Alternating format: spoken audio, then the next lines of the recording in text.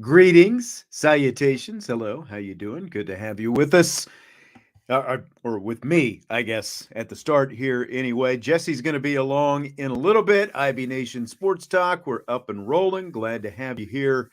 As always, Brian and I had a 3-hour show earlier today. We talked a lot about Fighting Irish Athletic Director Jack Swarbrick stepping down and the succession plan with Pete Bevaqua set to take over officially sometime within the next year. And we'll talk more about that in rapid fire coming up in just a little bit, the second part of the show today. 2 parts today. We're going to start off with an interview with Notre Dame women's basketball coach Niele Ivey. And then after that, Jesse is going to be along. He will join me for rapid fire, and we will get into, once again, the Jack Swarbrick stepping down and some other conversation, both Notre Dame football and otherwise. So that's what we've got for you today. Again, appreciate you being here. Smash that like button and, of course, help out the Irish Breakdown platform and subscribe, rate, review, and all that good stuff as well. So we will talk to you in just a little bit. I talked to Niele Ivey earlier today, and so we did have to pre-record the interview. She couldn't be here with us live tonight, but talked to her earlier in the day. That's what you're going to see and hear right now. I'll be talking with Fighting Irish women's basketball coach Niele Ivey, and then right after that, Jesse and I have rapid fire for you here on IB Nation Sports Talk. Welcome to the show today, the reigning ACC Women's Basketball Coach of the Year, and of course the head coach of the Fighting Irish, Niele Ivey. How are you today? I am great. How are you? I'm doing good. Great to catch up with you as always. You know, it's summertime. You know, it's a downtime for a lot of people, but it's a pretty important time for basketball coaches, especially really all coaches, I guess, you know, in terms of recruiting and all that kind of stuff. Has your itinerary been pretty full for you already? It has, actually. It's probably the busiest May I think I've ever had, just with speaking engagements. And I did a stint with USA Basketball. I was a court coach for the U19 World Cup team, and also we had an added evaluation weekend. So I was pretty busy. Yeah, I had heard they kind of changed the schedule, or, you know, the calendar around a little bit this year. So I'm sure that it's, you know, everyone's kind of adjusting to it. And, you know, for you, you're going into your 4th season. I'm curious, recruiting, it's always been a big thing for you, an important thing for you. Is it still as big a part of your job, you know, personally for you as when you took the job? Absolutely. You know, obviously our roster and the makeup of the team is the most important, bringing in just incredible talent, but also incredible young women. And so, yeah, the recruiting piece and developing relationships, that's pretty number one, top 3 of this position. You know, as we speak, there was a pretty big announcement that came out today. Jack Swarbrick's going to step down, and Peter Bevaqua is going to replace him in a year. As someone who was hired by him just 3 years ago, what was your initial reaction to this news? Yeah, I was surprised. It was kind of bittersweet, you know, because there's just a lot of emotions, I think, in that room, and just excitement, but also like, wow, you know, like the change always is it just feels different. And just hearing the news, it was kind of like bittersweet, because I understand being a part of a succession plan. And so I feel like I kind of understand what Jack's going through, and our new, you know, eventually new AD, what he's going to go through. So it was really interesting, to say the least. You know, I didn't think I was going to have that type of news today. So, you know, I'm grateful for Jack. Like you mentioned, like, he hired me, and I've had an incredible relationship with him, but I've known him for a very long time, being an assistant. You know, he's a mentor, somebody that I've really grown to really have like an amazing relationship with. So it was kind of bittersweet. Peter Bevaqua is a Domer himself. Do you know him very well? No, I actually met him at our first Notre Dame summit last year. Okay. That was it was in New York last May, and this year it was in Colorado Springs. So that's the only time I've ever that I've ever met him. But I've heard amazing things about him. Just his resume and how successful he's been in NBC. Yeah, I mean, you'll have a chance, it sounds like, to get to Yeah, know I him did. pretty Hopefully well. soon. That's exactly right. That's exactly right. Well,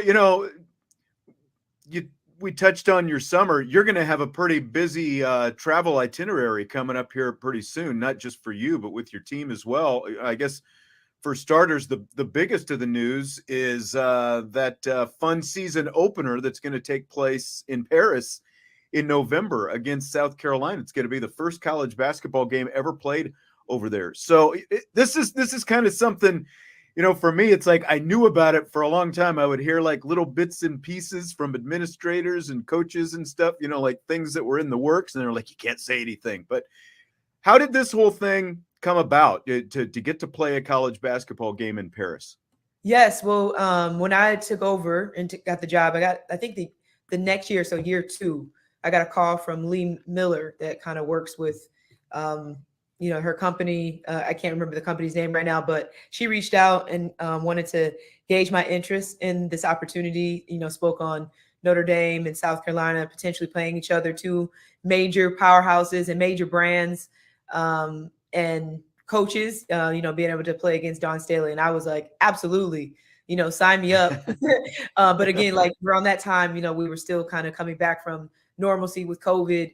So, she was kind of like a couple years down the road, and then, got the companies together, both institutions and administration, and found a date. And now it's obviously come to life. And there was a lot of behind the scenes conversations and things that happened. And I'm just appreciative of Lee and everyone behind the scenes and her team, Dawn in South Carolina, just being a part of this historic event. And I'm super, super excited for it.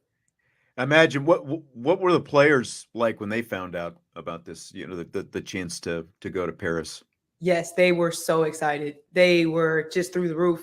And then being able to play South Carolina, having that matchup early in the season, like such an incredible matchup and competitive. And they were so excited. They understand the magnitude of being another first. Last year with the Citibank game, we were the first televised women's game on NBC. And so this is another first, traveling to Paris, just like checking off a lot of goals and bucket lists for pretty much everyone. So they're thrilled. You're going to take another overseas trip before that, though, taking the team to Croatia for a tour this summer. This is going to be your first as a head coach. You've obviously done it as an assistant before. What's the biggest benefit to doing one of these overseas tours? Well, I think number one is just like my goal is to make sure that this team has life-changing experiences, to be able to go abroad, to be able to just experience other cultures. And that is like number one. So the experience, the student athlete experience.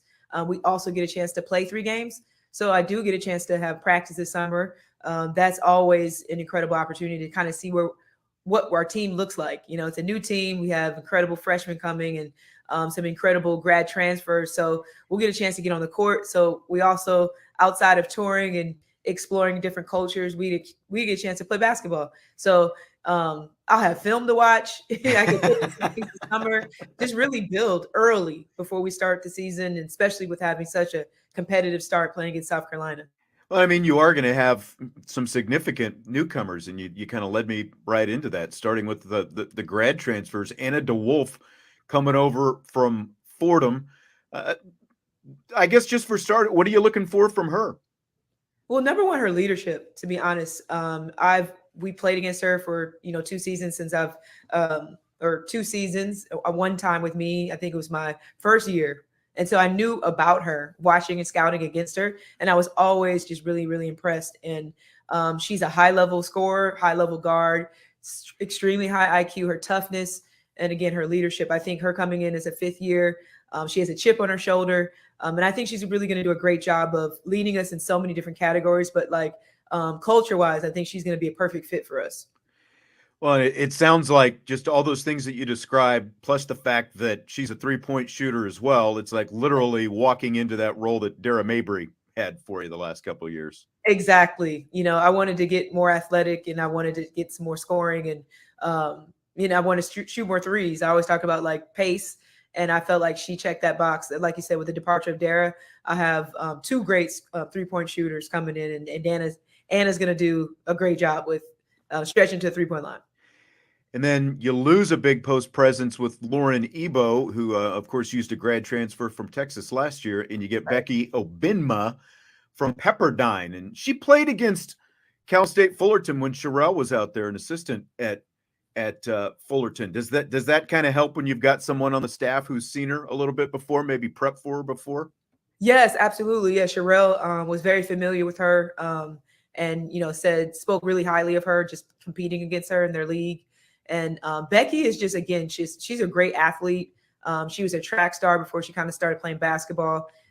She came over from also TCU. She was at TCU and Pepperdine, so she has a lot of experience. She's a back to the basket post. She'll give us that post presence. A little bit different from Ebo, but she definitely gives us that post presence that we're that graduated. So I'm excited to see her. She's a great rim runner. Like, she's really fast and athletic.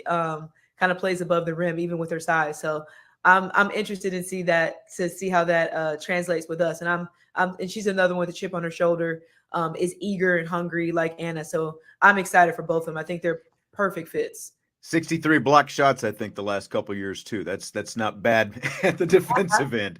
Love that. Love to hear that. Yeah. I saw that recently. I don't remember where I saw this. One of the reporters, I think, said that you're one of 5 women's schools in the country that didn't lose a player to the transfer portal this year. Not a bad distinction, huh?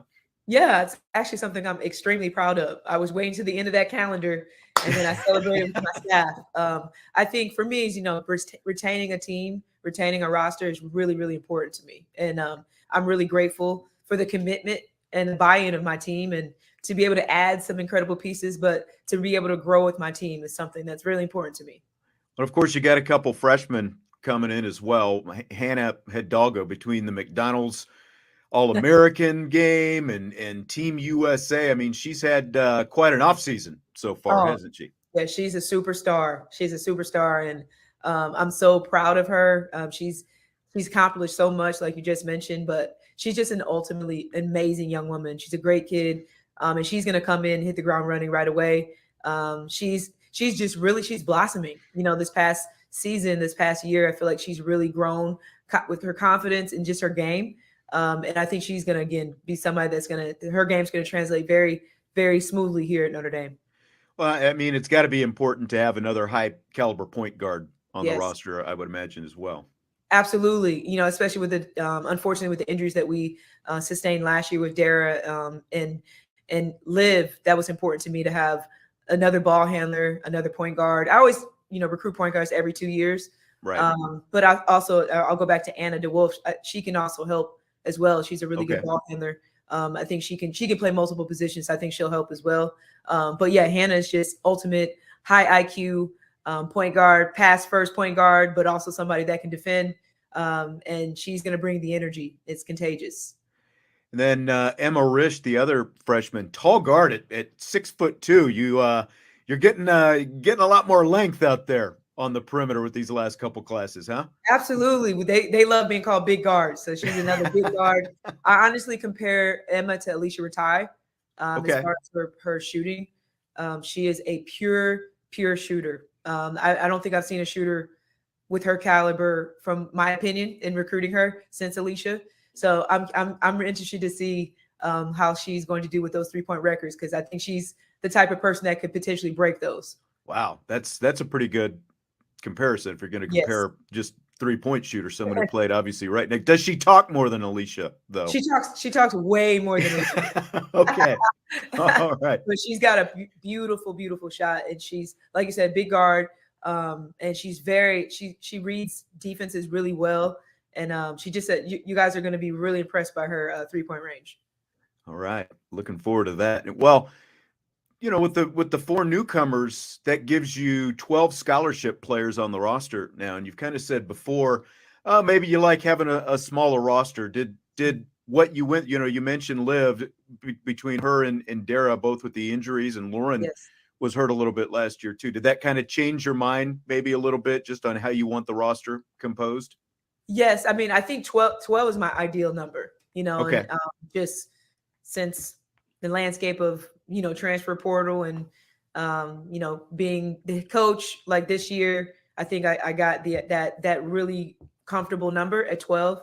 I mean, I held, I think, 10 to 11 couple years, and at 12 is ideal. Every year changes. Right. But I think this is a great number to work with.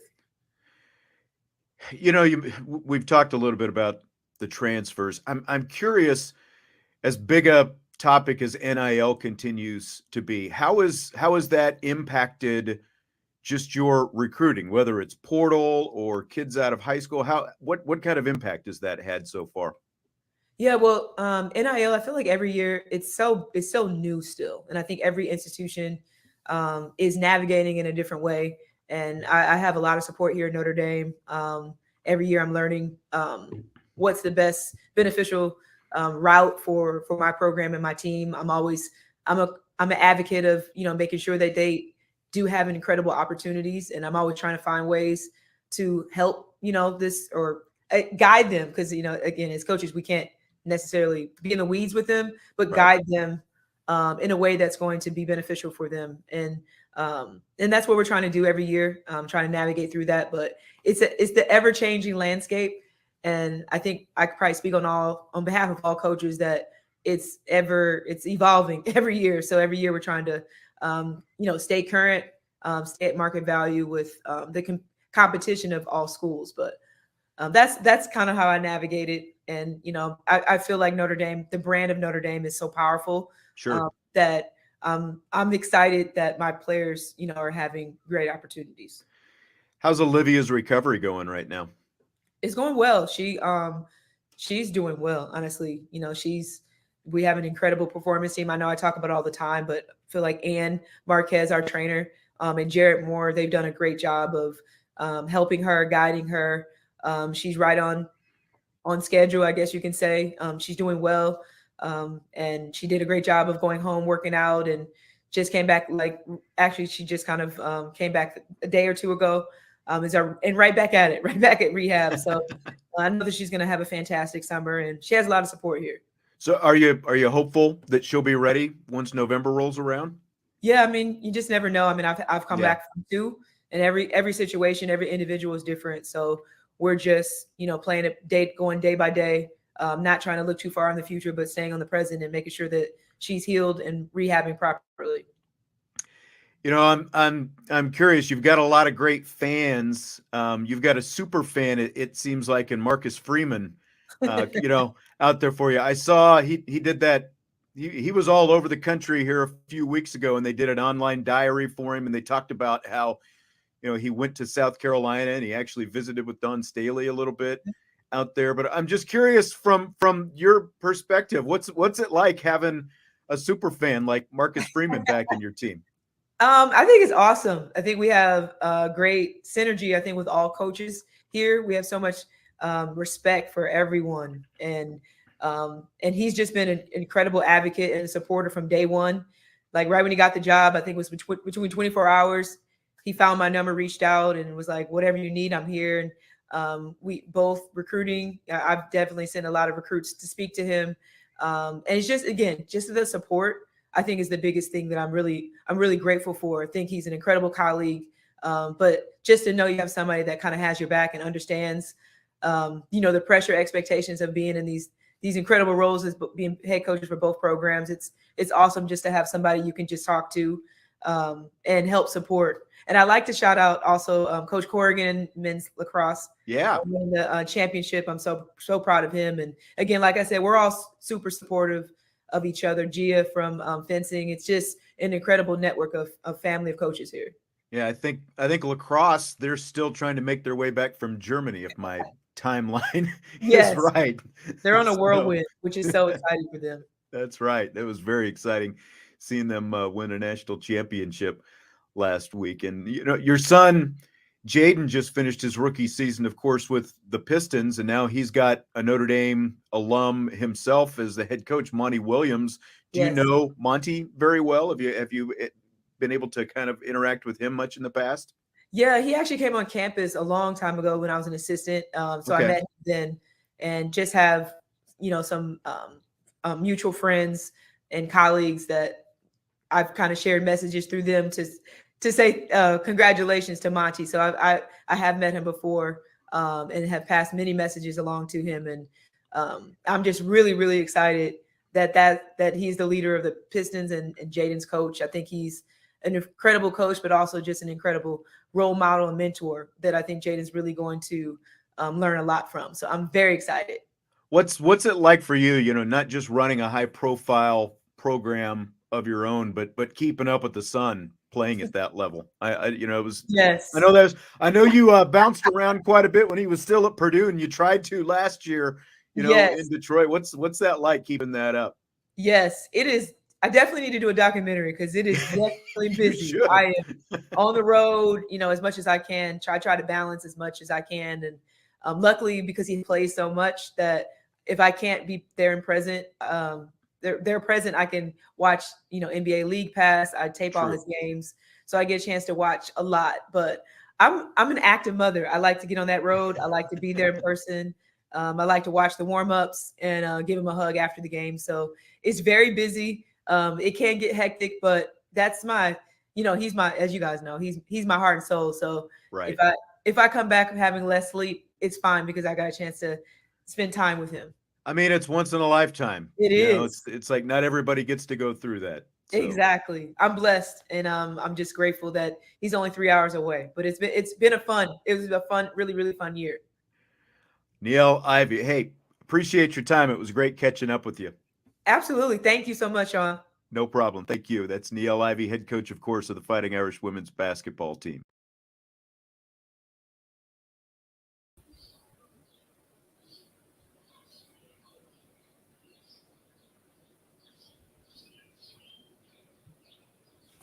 You are muted. I love it when I do that. Coming out, I've got to mute myself so that I don't sit here and chatter and make noise while the interviews are going on. But thank you very much, Jesse. The backstory to the pre-recording of the interview, I was supposed to record that with her at 11 o'clock this morning, and I got a text a couple hours before saying, can't do it at 11. The higher-ups have called this meeting at 11 o'clock, and that meeting turned out to be the Jack Swarbrick, Pete Bevaqua announcement. So pushed it back until 1 o'clock, and we were able to record it at 1 o'clock. But I appreciate Niele Ivey taking the time. And how are you today, Jess? I'm here. You look better today than you looked a couple of days ago. You look less disheveled. It's been a long week. Been taking a nap or what? No, I've been working all day and night and day. Well, let's just jump right into it. Are you ready for rapid fire? I am ready. Let's light this bottle rocket. Fill in the blank. Today's announcement that Notre Dame Athletic Director Jack Swarbrick will step down next year, with NBC Sports Chairman and 1993 Notre Dame alum Peter Bevaqua set to replace him. His blank. It's surprising in my opinion. I've heard the rumors that Jack Swarbrick, that his time was kind of coming up rather soon. I just never thought it would actually happen. I thought that he had, many more years left in him before, ultimately deciding to kind of leave as athletic director. I guess what also surprises me is, what the reaction is going to be. And then going forward, is it going to be a good thing, or is it going to be a bad thing? Or is it just one of those things that doesn't really have any, altering effect on what's going on right now? So I'll be curious to see, how this last year goes for Jack. And I guess I'm curious too, like, what was his overall deciding factor to kind of step down at this moment, So there's a lot of unanswered questions. So I think that's kind of the biggest thing right now, is getting some of those unanswered questions answered. Yeah, I was a little surprised by the move, but at the same time, I'm intrigued by the succession plan that they've got going on. And, Brian and I did a show this afternoon already. We were on for 3 hours talking about this.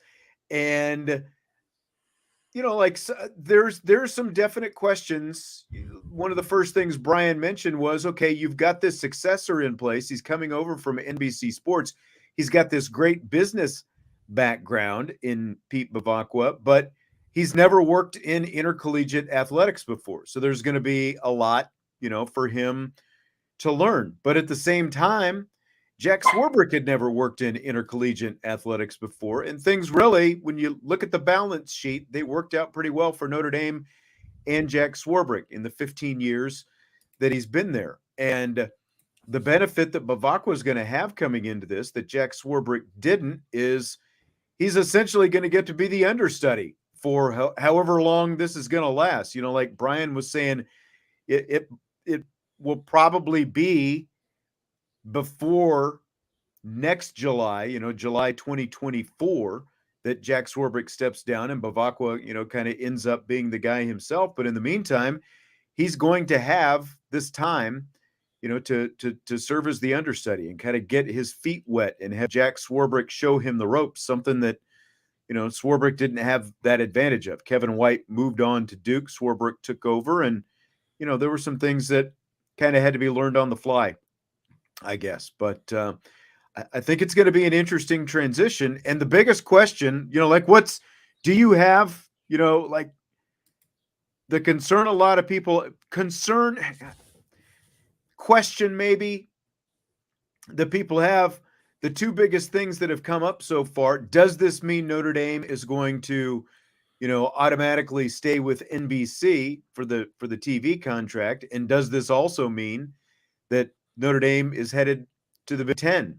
Were either one of those things one of the biggest questions that popped into your head when this came up?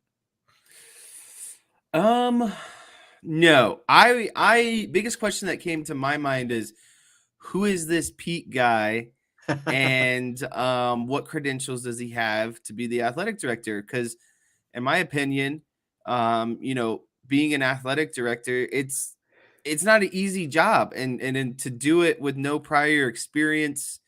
Yeah, I'm actually a little bit concerned, to be honest with you, just because of those reasons. I feel like athletic directors should have past experience in being an athletic director, or at least, being a part of some sort of, like you said, intercollegiate sport. Maybe you're not directly the athletic director, but you have some sort of involvement. And it just really seems like that Pete has none of that. Like, I just don't know who this guy is. And so when they announced it, it was quite literally like, okay, who is this guy? I mean, it was quite literally the same thing when Jack Swarbrick took over 15 years ago. He was not a household name by any means. It worked out well.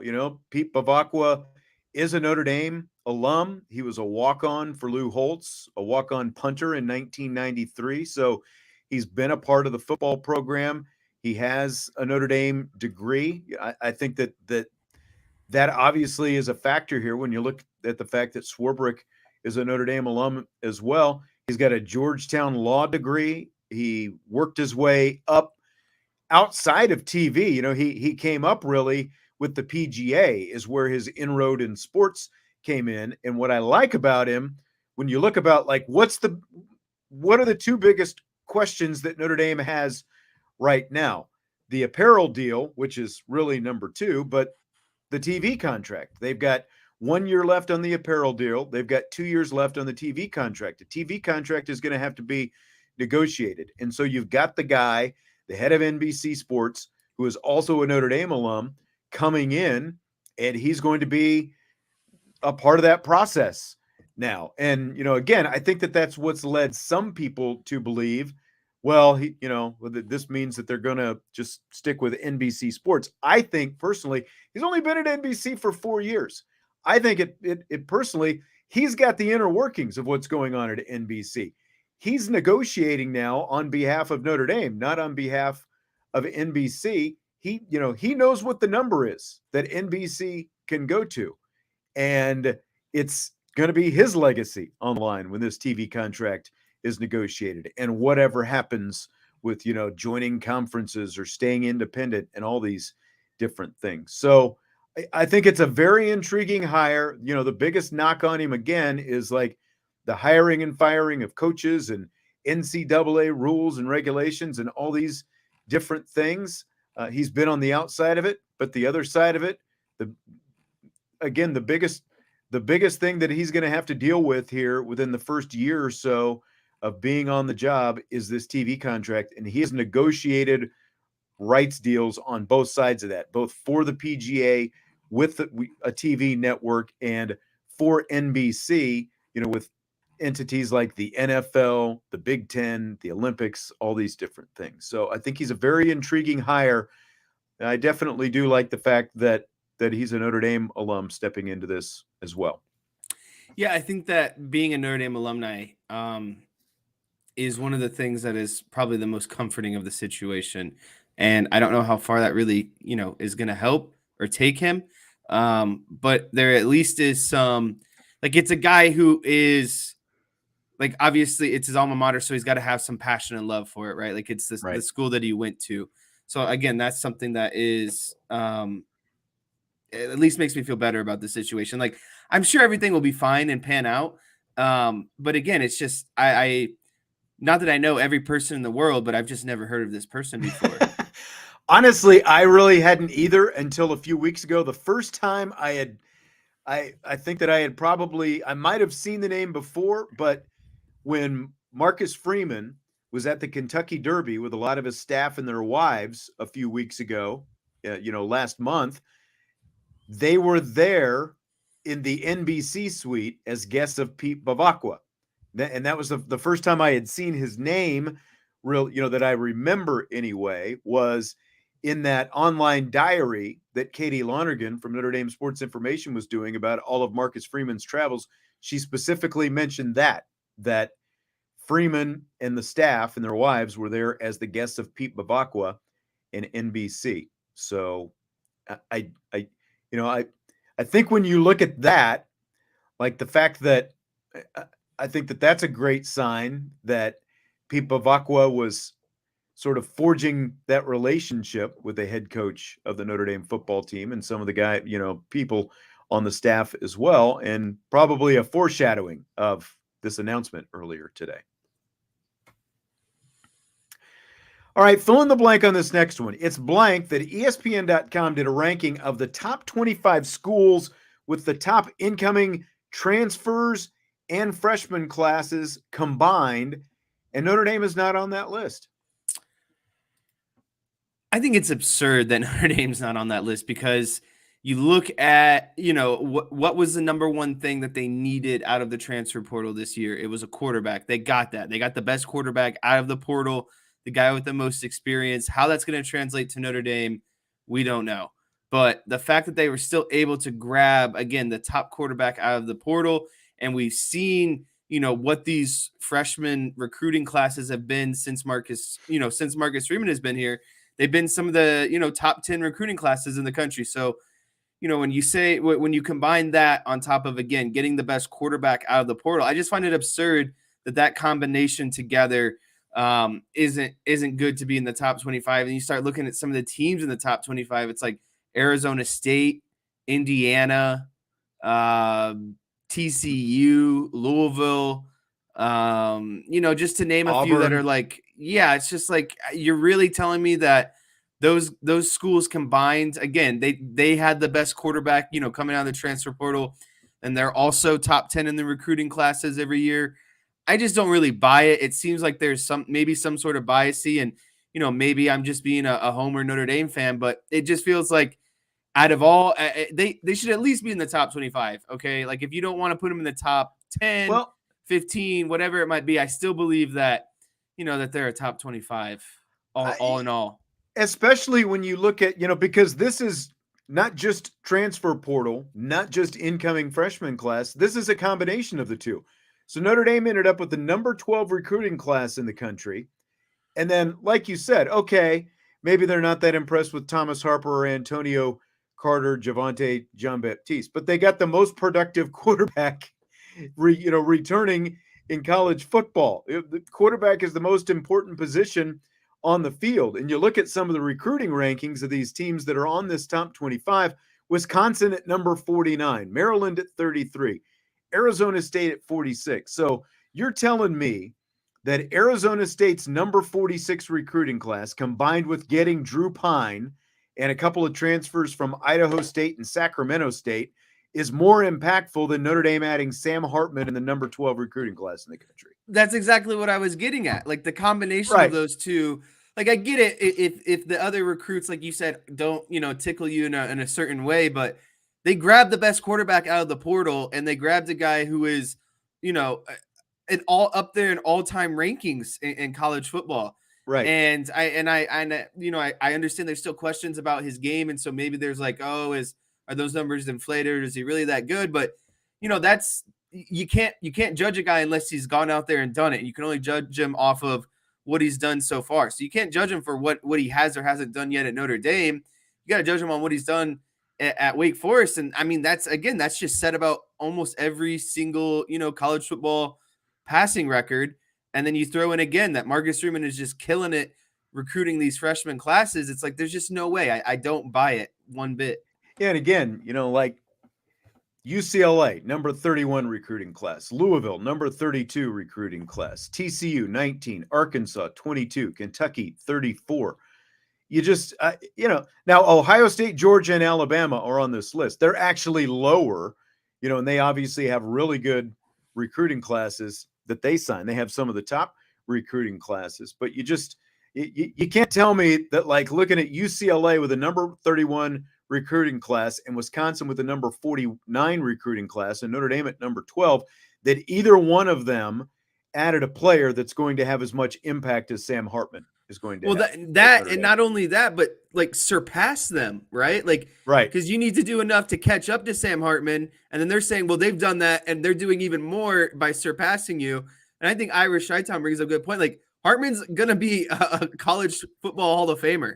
Right. Whatever that weight carries, he's still going to be one of the greater college football players ever. And again, combined with the number 12 recruiting class, and somehow everyone else has a combination that's just blowing past Notre Dame. Right. Notre Dame had a higher rated recruiting class than 17 of the top, than 17 of these 25 teams alone. And then you throw on getting Sam Hartman. There's no way that they should even be outside the top 10 in this list, but yeah, they're not the top 25. Okay. All right. Clickbait. Okay. Gotcha. Here's a question. Which sport, I guess these are all questions, but which sport would you rather see Notre Dame play a home-and-home series against? Purdue in men's basketball or football? Oh, man. So this is tough because Notre Dame basketball is Notre Dame basketball. Like, do I get overly excited am I tuning in religiously, regularly to watch Notre Dame men's basketball? I'm not. Do I tune in and watch every single Notre Dame football game? I do. Has Purdue football been pretty decent, the last few years? They have. Obviously, Purdue basketball has been one of the better programs in the last one in the nation last year. Yeah. But still, that doesn't do a lot for me. And I've said it before on this show, probably a while back at this point. I'm a huge fan of rivalries, and especially, the football ones that involve the trophies. And I believe, if I'm right, Notre Dame and Purdue's is the gold. No, what is their trophy?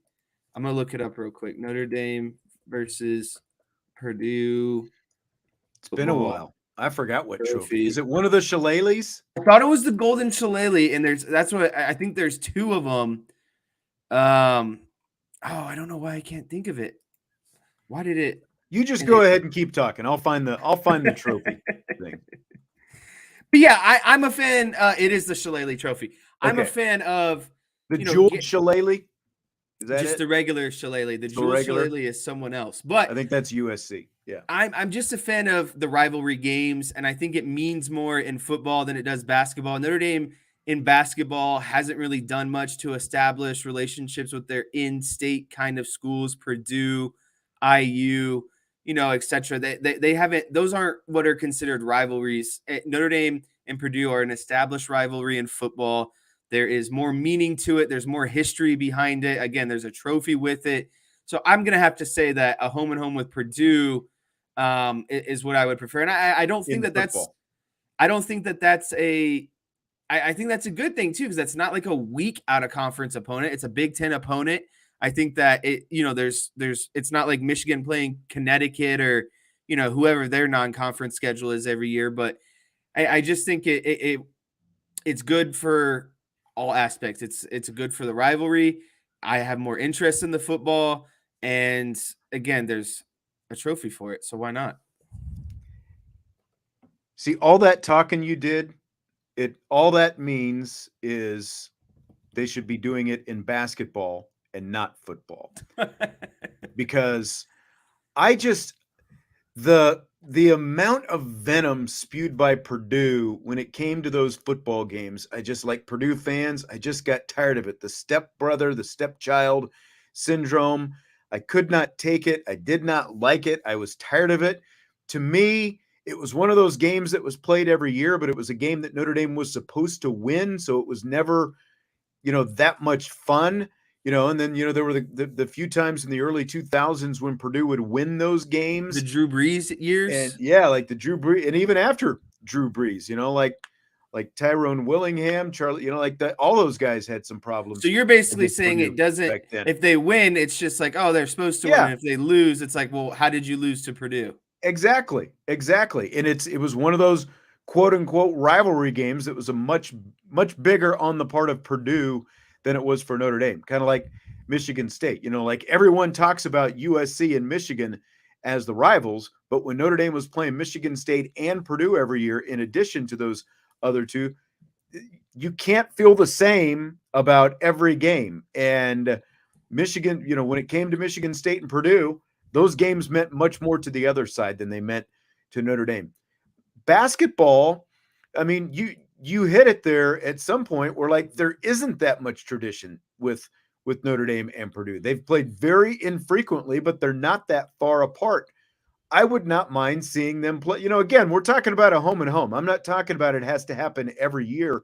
Even if you ever only schedule it, like a home and, so like maybe this year they host Purdue, next year they go to Purdue, then you take a couple years off and then you do it again or something like that. I think it would be more fun to do it against basketball because there isn't nearly as much history there as there is with football. Because of the history with football, I'm not as high on that. I would just rather see them do it in basketball. And it would, like there, as we've talked about before, there aren't a lot of natural rivals for Notre Dame when it comes to basketball, especially men's basketball. Maybe this, like if they played Purdue a little bit more often, it could turn into a rivalry at some point.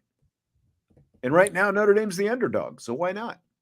Yeah, because it only looks good for Notre Dame if they win. Yeah, yeah, and especially in terms of Notre Dame's non-conference schedules, they're never that exciting. So why not throw them on there every few years? I would be more up for that than with football. So I saw somebody throw this up there in the chat. We were going to talk about it anyway, so here we go.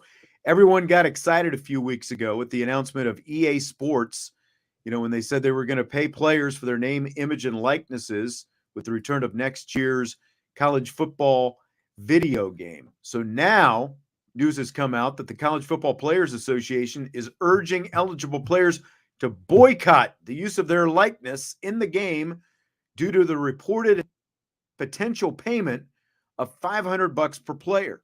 So what do you make of this situation, Jess? This is a tough one because you look at it on paper and you're like $500, right? Not a lot per person for what's coming out of the game. 5 years ago, $500 would have been a victory because there was no NIL and nobody was making money off anything. Right. But go ahead. But you're looking at it in 2023 and the current landscape of the NIL, like $500 is a drop in the bucket. Like that's a penny compared to what a lot of these guys can get. But what you got to look at is there's like roughly 15,000 Division I players, right? And so you take 15,000 and you times that by 500. I mean, that's 7.5 million right there off the bat. Just off of 500. So if you double that and give everyone 1,000, then you're looking at $15 million. Well, I think we can knock a couple million off because you're right, like 15,000 or whatever. 85 times 133 on scholarship is closer to 11,000, I think. So yeah, you're right. Like you're closer to like 5.6 million bucks, but still, yeah. I get your point. Then looked up, what the college football game usually generates in revenue for EA Sports.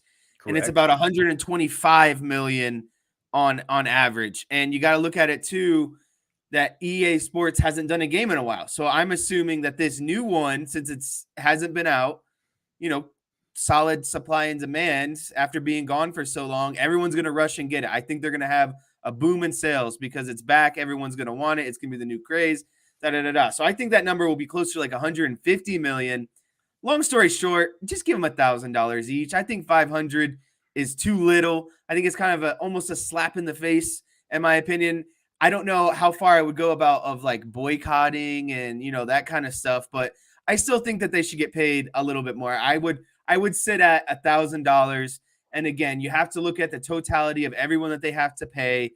And it's a free $1,000. You didn't have to do anything for it. All they're going to do is slap your name on the back of a uniform in a video game. I do think that they need to get something, but I think 500 is not enough.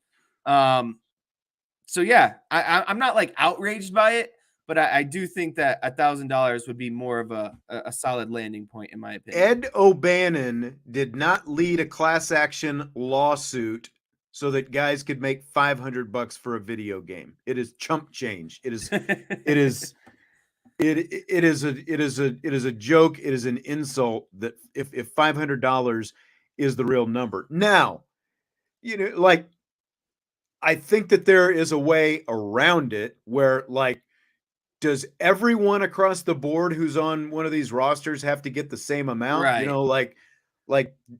Just do you ration it based off of starters? Yeah, like if you're a starter, then you get maybe $1,000 or $2,000. If you are a roster player, then maybe you get between $100 and $500. You're getting something, but if you are not a star, then you don't need to be making as much as the guys who are in the starting lineup. I think you need to go at it in a way of like, there's 3 tiers: tier 1, tier 2, tier 3. Tier 1, your starters, your stars.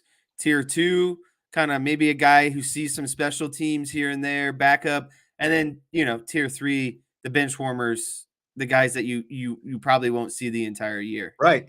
And then what about like Caleb Williams, for example? Right. Heisman, how does he get the same as everyone else? Well, not just the Heisman. And what I was going to say is, let's say he ends up being on the cover. Like Josh Allen is on the cover of the NFL game this year. Josh Allen's getting some money They don't just get to use his likeness. And by the way, Madden apparently plays NFL players $17,000 for their name, image, and likeness. That's a good little nugget there. Now Madden is going to sell more because it's Madden, and you also have fewer NFL players. But still, the difference between 17,000 and 500 is quite substantial, especially when the guy's making $17,000.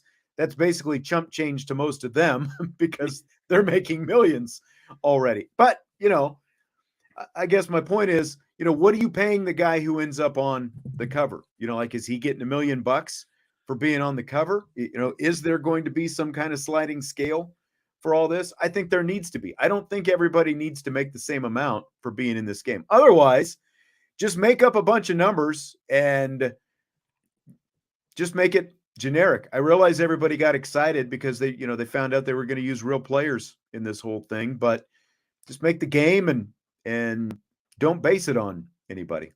Well, that's the thing, is that you have 2 blueprints you can do it. You can do it generically, like you were talking about, and not have to pay anyone, or you can go the route that they're going. And I think that if you're going to go that route, you have to do what we were talking about. You have to pay them more, or create a tier system where tier 1 gets 5%, tier 2 gets 2%, and tier 3 gets 1%, and whatever those equivalencies are, then that's what you're going to get. But the 500 to me just feels, again, like we're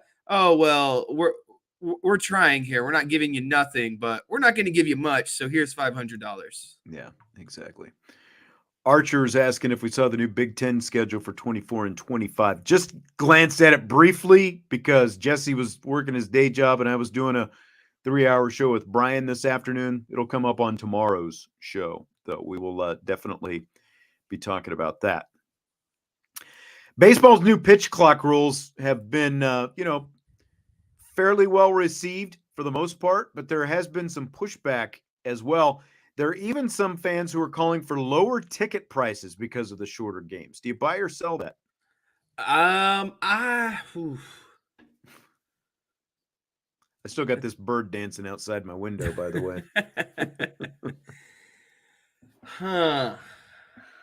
You've been to many more. I haven't been to any major league games this year since the new rules. You've been to at least a handful of games, so you kind of have something to base it on. What do you think? I'm pretty torn. For the Guardians, we do the monthly pass. So that's just like a fixed price. So for $50, I get a home ticket, standing room only for every game of that month. So that's not bad. I can't complain about that. But when I went to Wrigley, it was expensive. I do buy ultimately I buy it because I do think that if you're going to keep concession prices the same, and this is what's going to get what their logic is going to be. Well, we're selling less concessions, so why would we also lower our ticket prices as well? So it's not going to happen.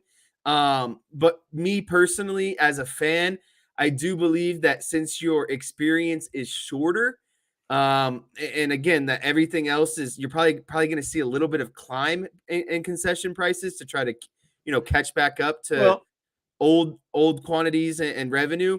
I do think that tickets should be a little bit cheaper. And I've always been under the assumption too that like there should be a hometown discount for a lot of these people, for people who live in wherever you're at, your home team.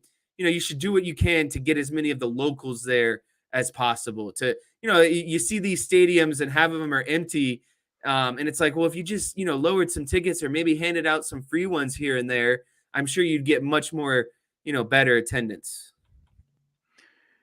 Archer says he lived in, is it Medina before moving to Georgia? Had a great time at the Indians games a few years ago. It's about 30 minutes south of here. Yeah.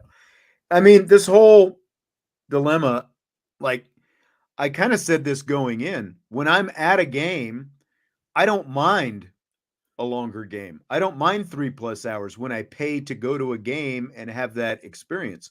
When I'm watching on TV, it's a different story. And just like everything, they've made this decision to satisfy TV, to move things along quicker on TV. And I think it specifically is done with the idea of what happens in the postseason, because you have these 4-hour postseason games, with all the pitching changes that keep on dragging on. Now, obviously, they also wanted to, bring some action to the game so there wasn't so much downtime, to get more people interested in the games. But, this is part of the dilemma. The fact that when I'm at the game, I want it to last as long as possible because I've shelled out a lot of money. When I'm watching on TV, it's not as important. It's much less important that the games go as long.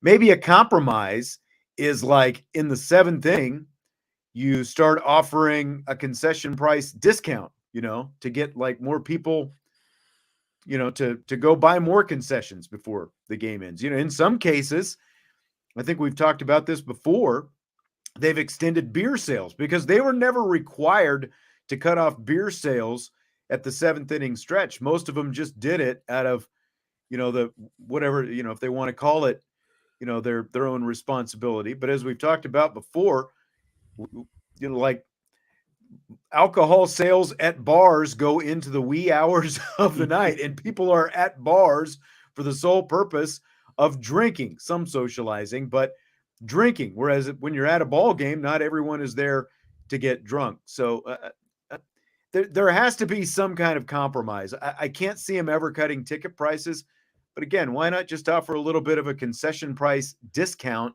in the late innings. And maybe by, because you've already got a huge markup, and maybe by doing that, you get more people rushing to the concessions late in games to buy more stuff, whatever it happens to be. That's the best I can do. Fill in the blank. It's blank that, according to the New York Post, umpires refer to New York Yankees manager Aaron Boone as Karen in their circles. That's pretty hilarious to me. There's nothing more than I like to hear than whether it's a Yankees player, manager, whatever it might be, any sort of I guess poking fun at or kind of making fun of. I'm all for. I've seen Aaron Boone recently. On as like I have the MLB pass, so I watch a lot of the games. And he does remind me of a Karen because he's always whining and complaining and chirping from the dugout. And it's just, at some point, it's got to get annoying. Like, my biggest qualm with the NBA this year is guys seem to cry about wanting fouls after almost every play, it seems like. And I feel like he is the equivalent in the MLB. He's just always complaining about something every single game. And I'm sure the umpires know that. They're like, oh, what's Boone gonna, complain about today? Or what's he gonna, get upset about today? And it just has to get annoying after a while. So I think it's funny. It's obviously gotten to the point where they don't take him seriously anymore. And it's just kind of become a big joke to them. And apparently they don't press the issue, like with Major League Baseball or anything more, because they want him to keep his job, because they don't want to help out the Yankees, according to the Post in this report, which is hysterical. I just think it's hilarious that Boone has this reputation because he's already annoyed most of the Yankees fans. I think that they're sick of him at this point as well. But again, like, unless you're a Yankees fan, I don't think there's going to be too many tears shed for you. So, but you're absolutely right. He's like, he obviously has the reputation as one of the worst. Sometimes you just got to sit down and shut up and not be chirping all the time. So I think it's great. Well, that's it for today. We flew right through that. I thought we had the Penn State schedule. Now, we were going to do that, but I'm gonna save that as well, because we added on some of the other stuff for today. So we're postponing it. Yes. Well, everyone will have to eagerly wait my Penn State prediction then. All right. Will you be here tomorrow? There is a very good chance that I will be. All right. Excellent. I'm glad that you will be. And by the way, question from Tommy Guns. Can we get the actual pronunciation on her name? He is speaking of Niele Ivey, not Niele Ivey. Niele Ivey. You know who I'm talking about if you know who I'm talking about. All right, Jess, great stuff from you. Thanks to everyone for joining us today. And, of course, smash the like button on your way out. Subscribe, rate, and review. We will be back tomorrow with Jesse and Vince. He will be here as well. First three-man booth in a few weeks, I think. So looking forward to that. We'll talk to you tomorrow on Friday's Rapid Fire on IB Nation Sports Talk.